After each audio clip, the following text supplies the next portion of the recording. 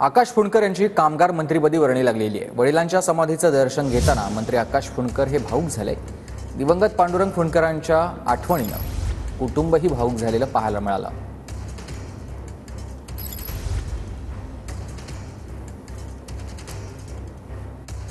आई काय सांगाल? आकाश भाऊ प्रथमच या ठिकाणी समाधीस्थळी आले, दर्शन घेतले, आनंदाचंही वातावरण आहे, मात्र भावनिक आहे तेवढंच। हो, आज खरंच भाऊसाहेब पाहिजे होते।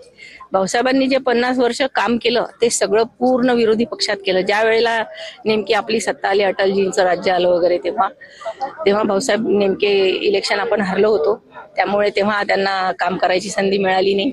दिलं पक्षाने त्याला मंत्रीपद, तो त्याचं काम सक्षमपणे करेल, चांगलं करेल, हा मला विश्वास आहे आई म्हणून, आणि मला खूप अभिमान आहे त्याचा। जे काय चांगलं असेल ते तो नक्की करेल। या आनंदाच्या क्षणी भाऊसाहेब पाहिजे होते असं वाटतं? नक्कीच, बिलकुल, खरंच भाऊसाहेब पाहिजे होते। आज खूप म्हणजे अगदी मनापासून वाटते। तो निवडून आल्या दिवसापासून माझं एकच सुरू आहे की भाऊसाहेब पाहिजे होते, आज खरंच पाहिजे होते।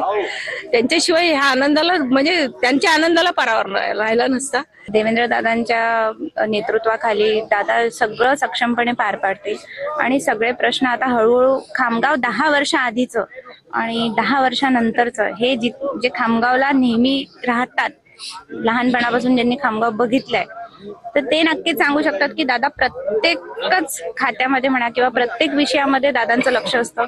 पहिले निवडून आले म्हणून वेगळ्या उंचीवर होता, आज मंत्री झाले